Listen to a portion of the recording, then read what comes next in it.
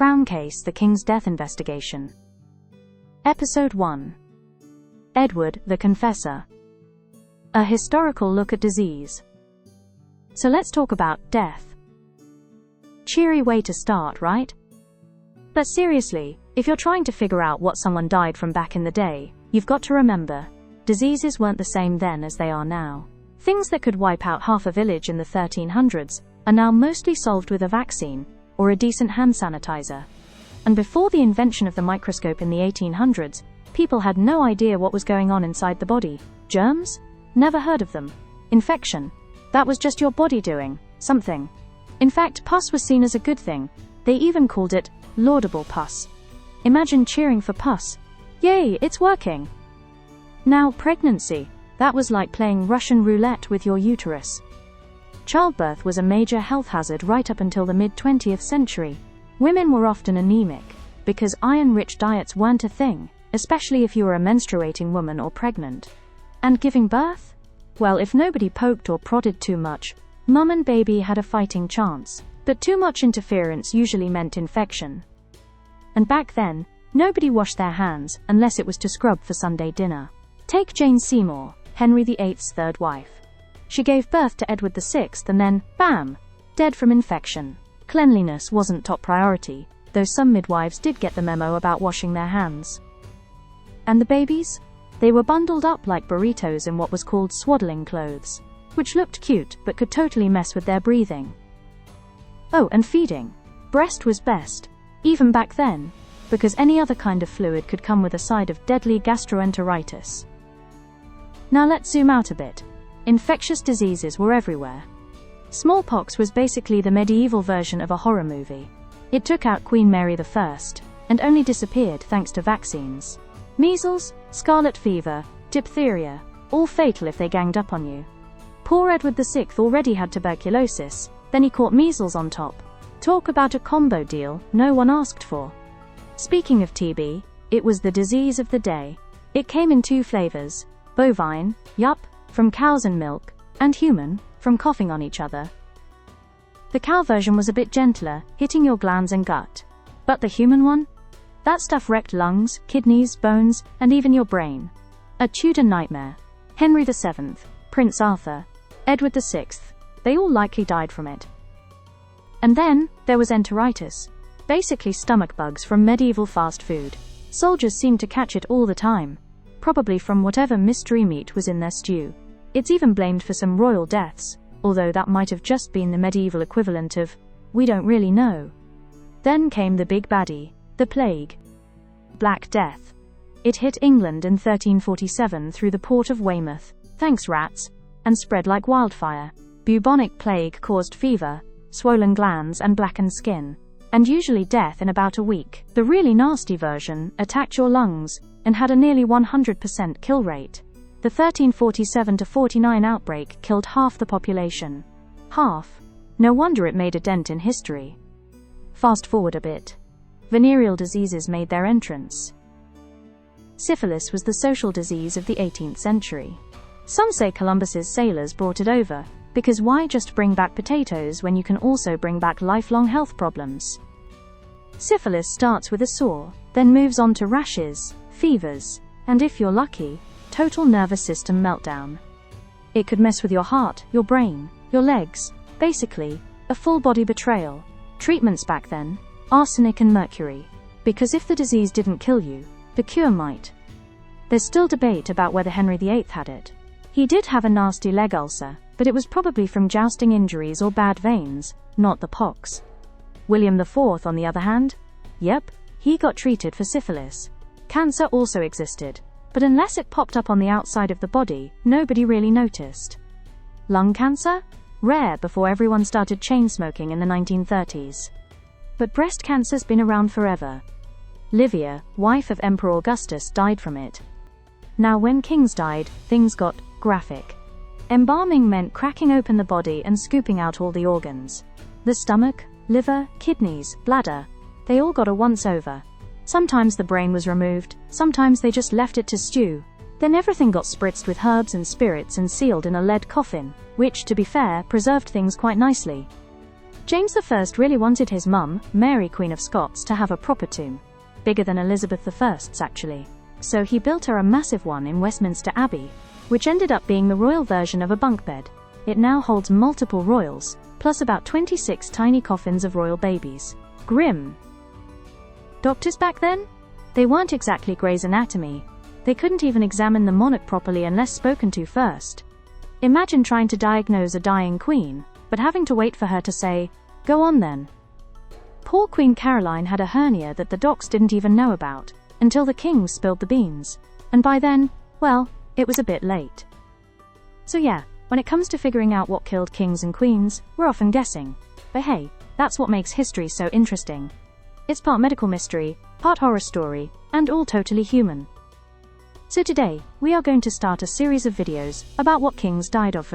I recommend you to subscribe to our channel, not to miss the next videos. Well, if you like the video, give us a like so we will understand whether you are interested in such topics, and of course comment and share our video.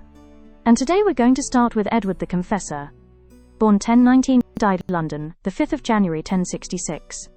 Edward was born in Normandy, and spent the first 25 years of his life there.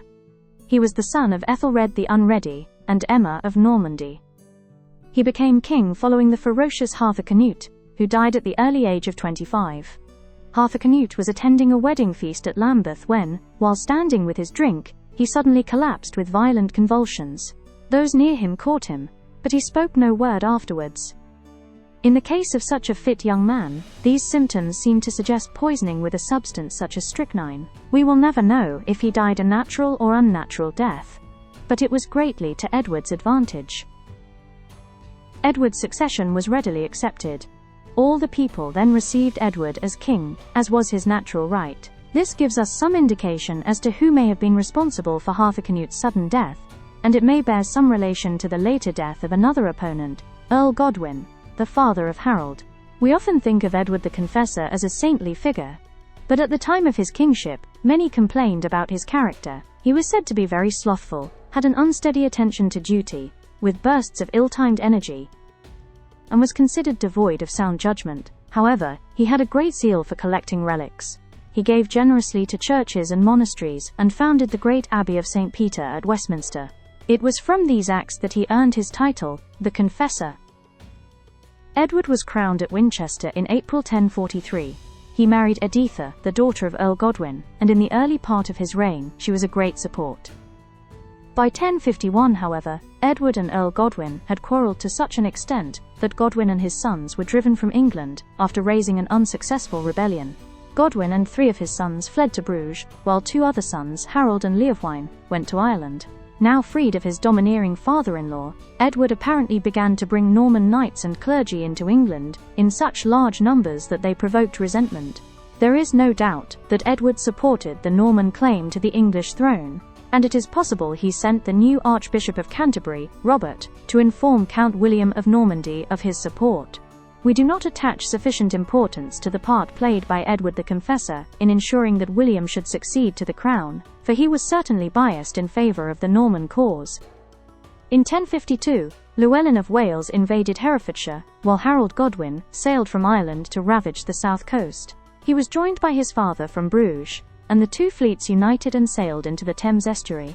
Without an actual battle, Edward was forced to accept defeat, and Godwin and his sons were restored to power.